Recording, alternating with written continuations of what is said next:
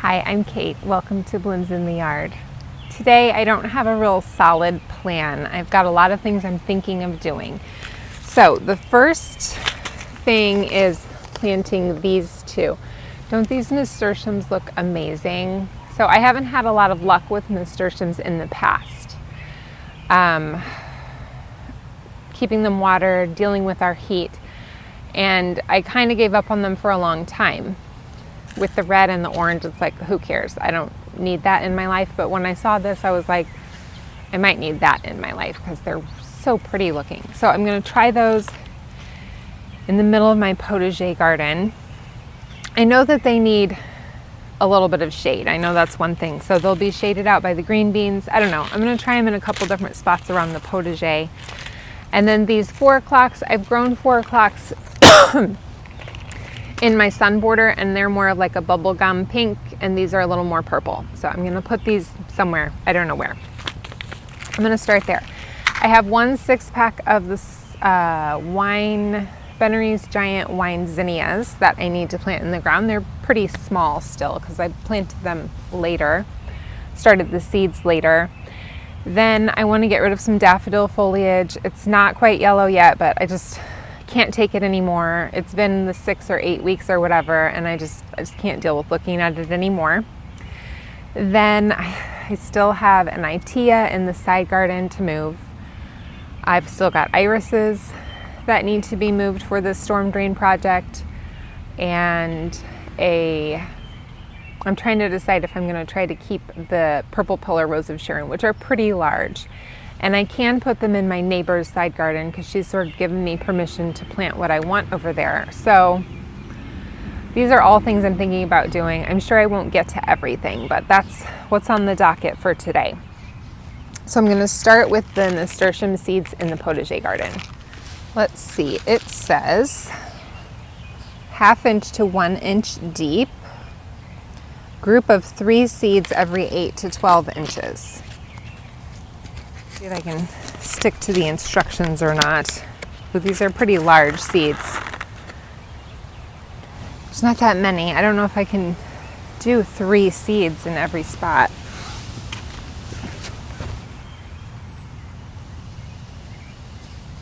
I think I'm just going to do 1. I hate to waste them.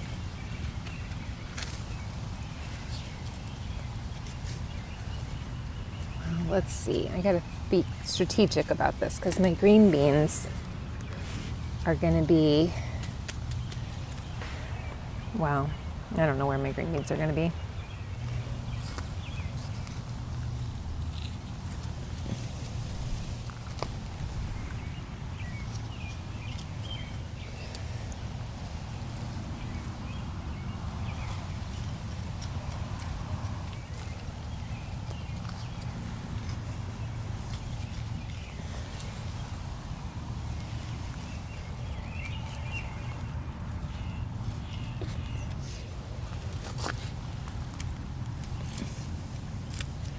I said I was going to be strategic, and then I literally just put them anywhere. That's okay. I just put 1, and I just put them mostly in the middle here, some in other places. Okay, I'm not going to put 4 o'clocks in the potager. I'm going to be wise about this.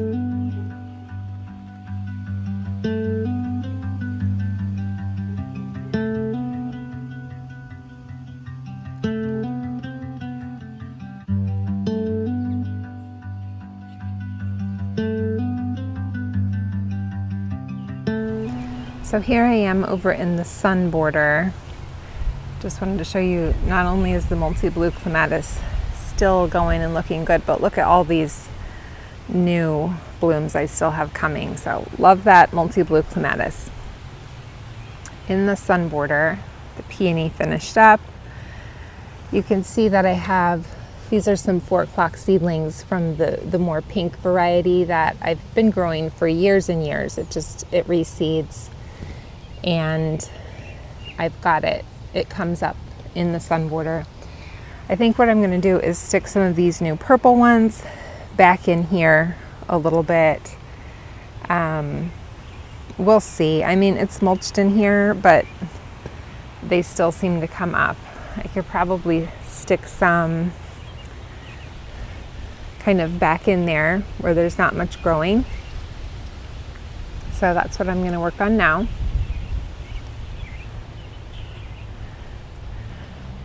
The Penstemon and the Spirea are looking pretty right now.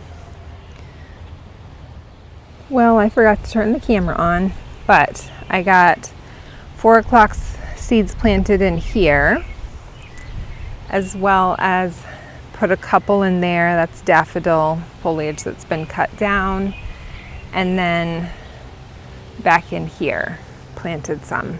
So we'll see if they come up. I never have a lot of confidence in like sowing things outside. I definitely now prefer to do things inside.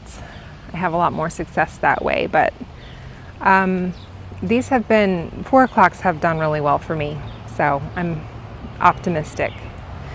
This is what I'm talking about with the daffodil foliage that I just can't stand anymore. Like, this area would not look nearly as bad if it didn't have all this. So this is still really green. I'm not sure if I'm going to do that today, but over here, I'm definitely getting rid of this. I can't do it anymore. It's blah. I got to see how this is going to look without this daffodil foliage. Now, I am fully aware that I'm supposed to wait until it turns yellow, but I will say I still get blooms every year, and I do this every year because I can't stand it. But now this year I did not get blooms because nobody got blooms in Kansas City. It just got to be too cold. And you know, cold is fine, but to go from 90 degrees to cold, the 90 degrees really got it going. That was the problem. This is rainbow? What is it? Well, no, I forgot.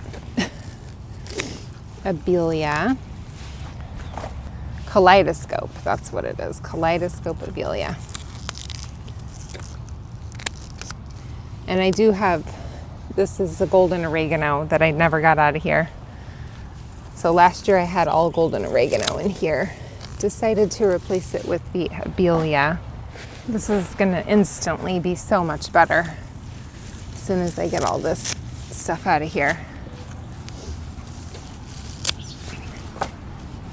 I'm trying to decide if I'm gonna cut this celosia back. There's a lot of new growth down below. But I don't know, maybe I'll leave it. I'm happy the rabbits haven't messed with it this year. Last year they did eat one of them down.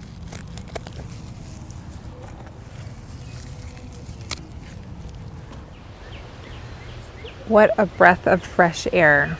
It really makes me want to get rid of this stuff over here pretty badly. But I'm going to try to be patient.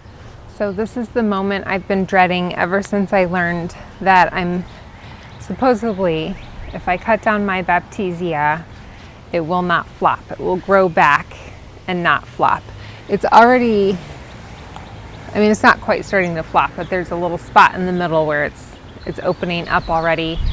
So I'm gonna do it. I'm gonna be strong and cut this whole thing down, and I just hope and pray that the foliage grows back. I think it's beautiful foliage. I love having it here throughout the season after the blooms come, and I hope I wouldn't mess up next year's blooms or anything, but I'm gonna go for it. I'm gonna go get my pruners. Here we go.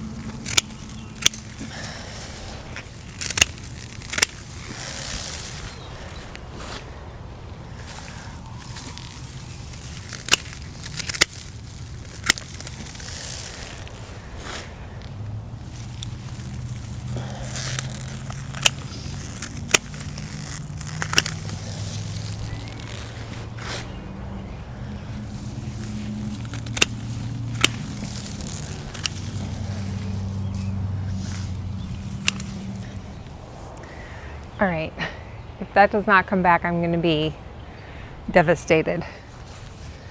This is really gorgeous filler foliage for bouquets, for floral arrangements. So I don't have time to do a floral arrangement today. Maybe I should. Shoot, should I do a floral arrangement? Here's what I have.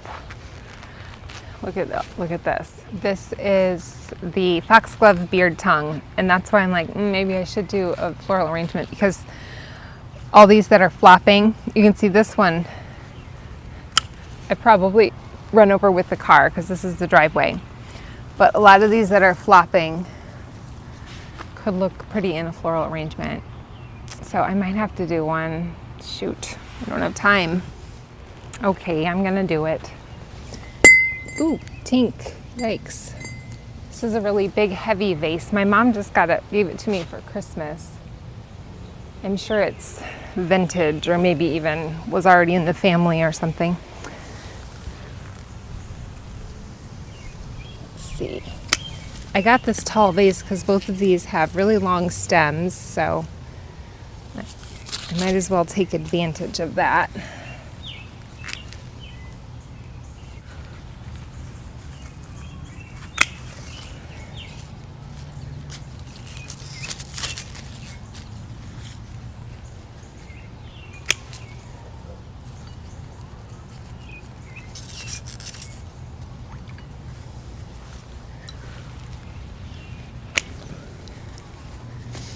I'm just going to use all the ones that are flopping. That's what I tend to do.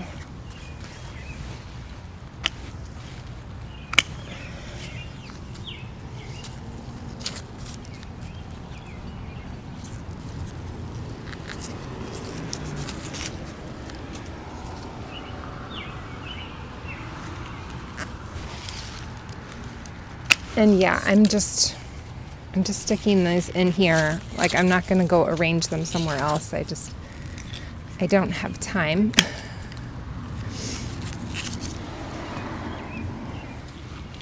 Actually, it's good to get all of these out of here because I have this native Pussytoes ground cover that I would like to thrive. So it's good that I'm trimming these up.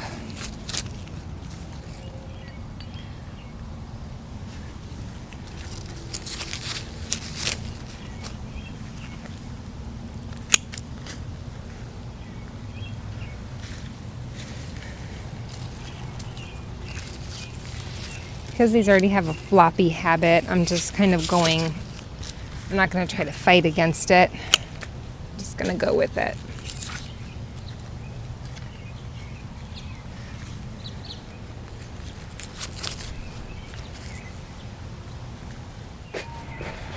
Probably should have done the filler first. Floral arranging is not my thing. It would be fun if it was.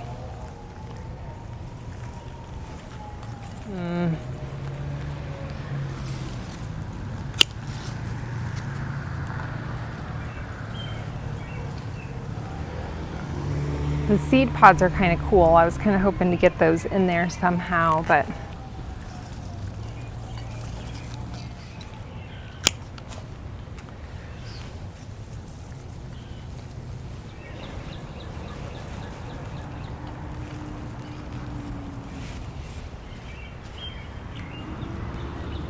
I think I should not have cut these Penstemon quite so short.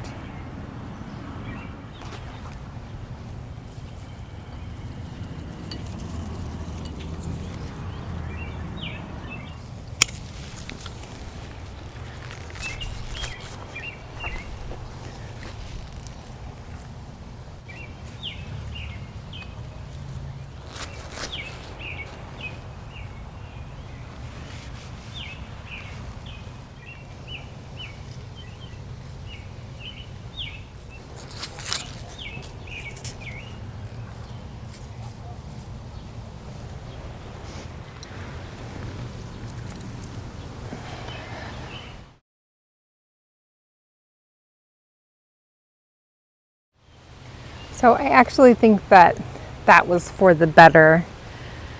It doesn't feel like there's any white flowers lacking with these Foxglove Beardtongue, and I was able to uncover this Pussytoes. I didn't realize it was covered up quite as much as it was.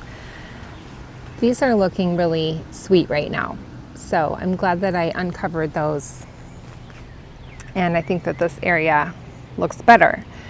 I will say that I'm kind of feeling the lack over here. I feel like there's this gaping hole. Hopefully that Baptisia will come back pretty quickly. Oh, good. My master gardener mentor freaked me out when I told her that I cut down my Baptisia. She was pretty convinced it wasn't going to grow back, and I just noticed that it is growing back, so thrilled about that. It's probably best for that rose, though, that it get cut back. Let's go look at that rose. This is my climbing rose, but it died back to the ground, so it's going to look a little more like a shrub rose right this second. It's the lady in red, so it's a very traditional looking red rose, but the smell is what's really incredible about it. Wish I could share that with all of you.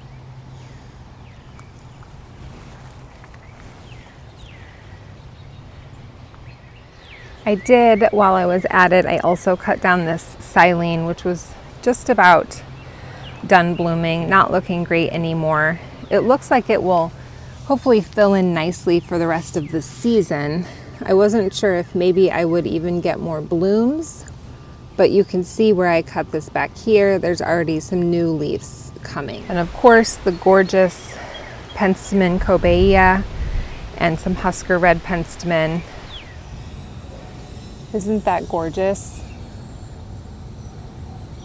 I'm in love with this stuff. Like it was like my #1 new plant last year, and it might still be just my #1 plant in general. So this area full of blooms right now, also with that Itea.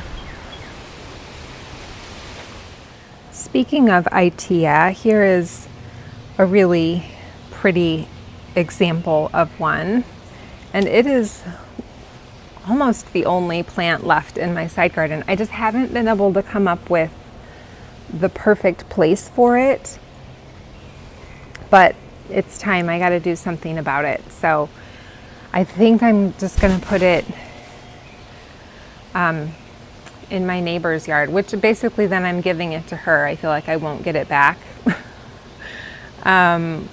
But I can always get another one. And the one that I have up front, you know, this is a colonizing plant. So it sends out runners, and I can get more free ones if I don't want to go buy another one.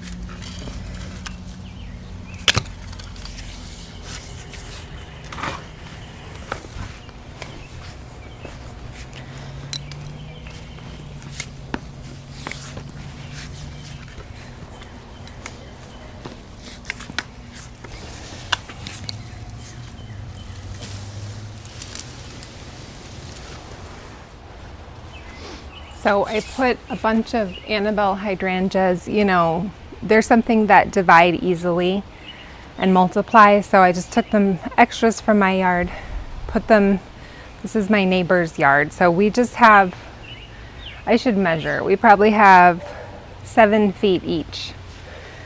And she told me that I could plant some things over here. So I put the Annabelle hydrangeas, and now I'm putting this Itea.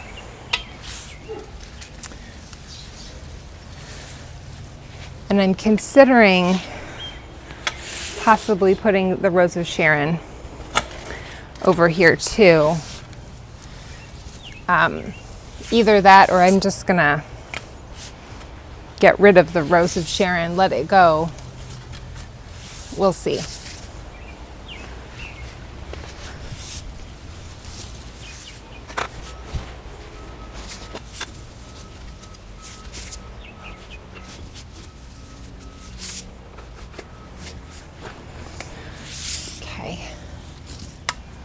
We're going to bring it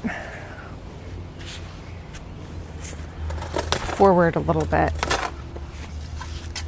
Make sure we're not hitting anything important.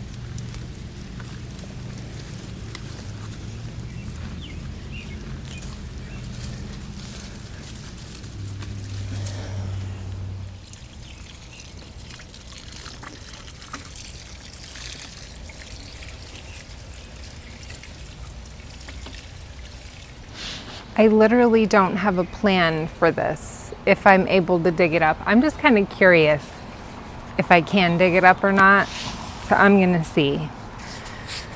And then if I'm able to, then I gotta come up with a plan.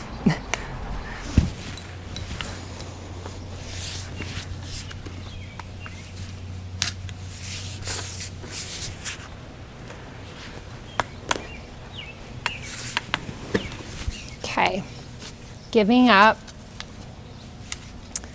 It's fine. I was just curious. It's not going to happen, and that's totally fine. I have a million babies of these coming up, but I doubt they will be true to the parent. So there are 3 here, and you can see that this one is significantly smaller than the other ones, and I want to show you why.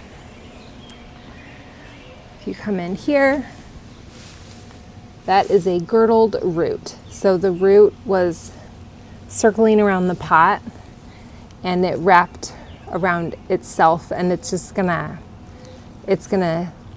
kill itself, and it's not able to grow the way that it should. So that is what a girdled root looks like.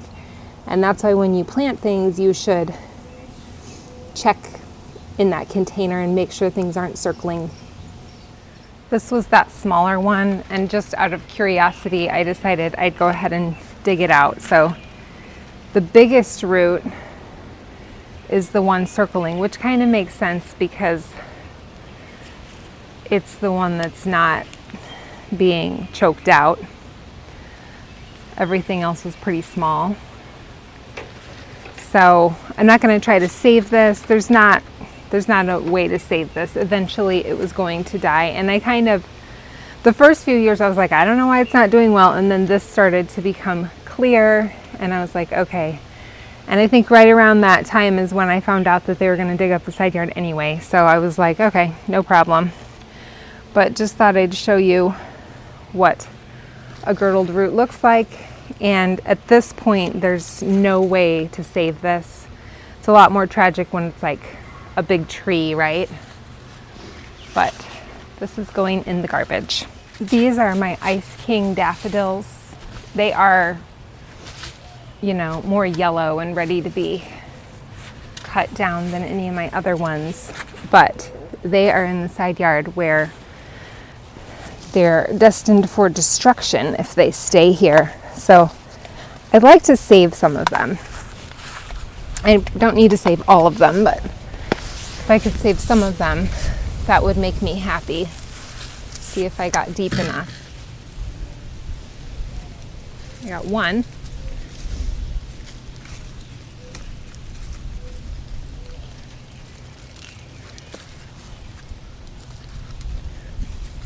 Got 4 there.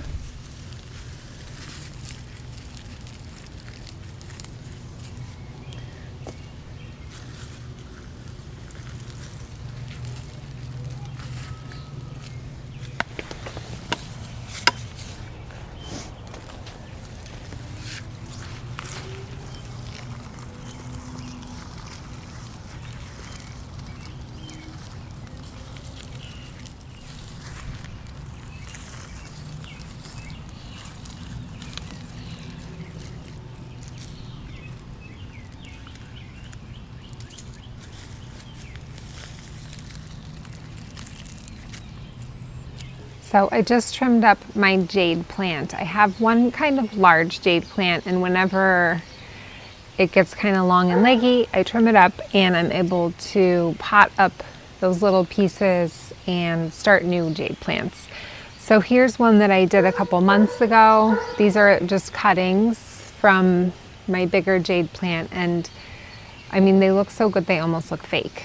They're just, I don't think they've really grown all that much, but that's okay, they look good.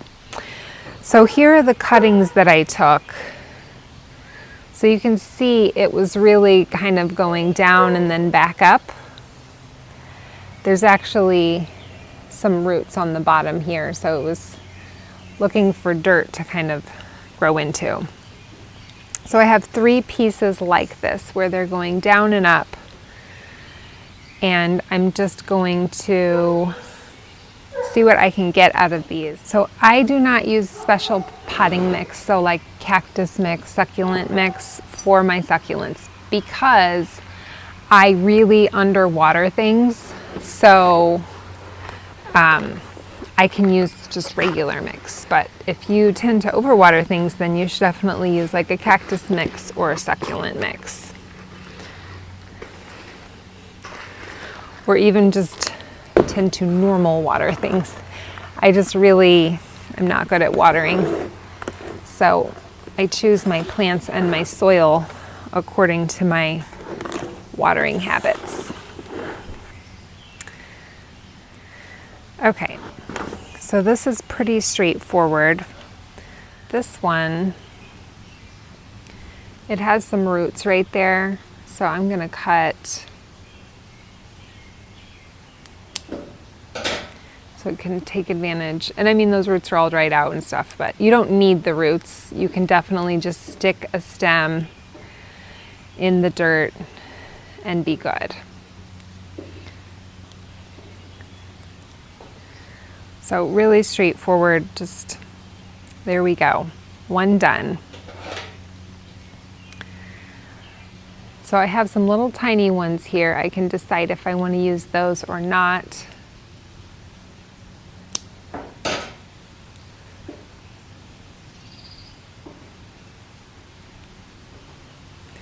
Jade plant is just one of my favorite things. You can grow it outside, you can grow it inside. I mean, obviously if you grow it outside, you'll have to bring it in for the winter.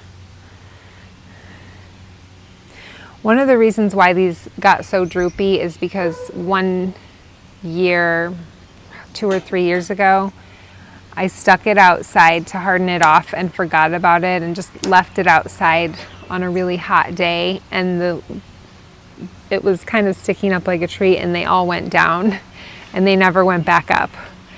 So here's a little tiny one I'm just gonna stick right there. So I brought it in and I ended up trimming a lot of the stems, but I left a few. So these 3 kind of long droopy ones have been long and droopy for a while. And it was definitely time to deal with them.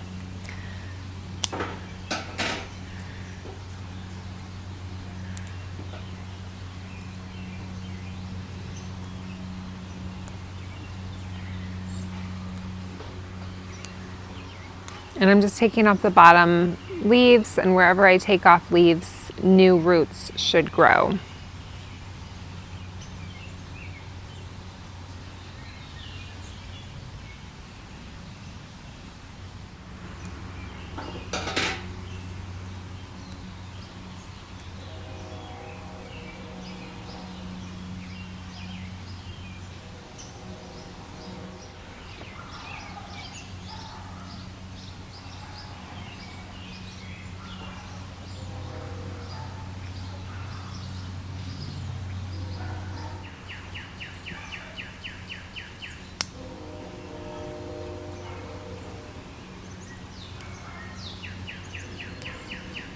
Now I know that they say you can just stick the leaves of succulents into dirt. I've never had success with that, so I don't know what I'm doing wrong there. This one is so curled that I'm gonna cut some of that off.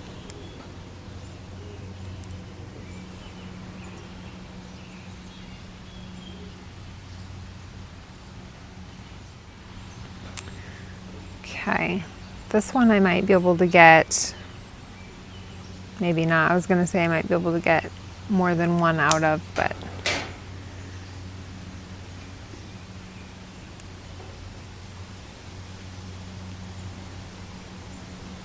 all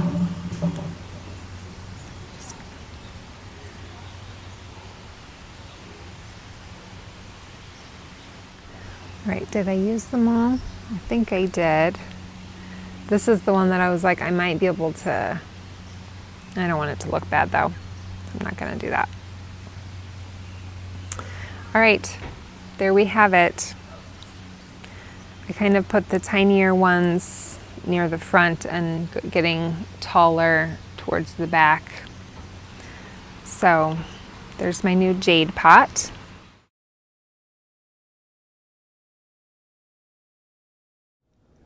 So here is the mama jade plant. So basically all of my jade plants have come from this one.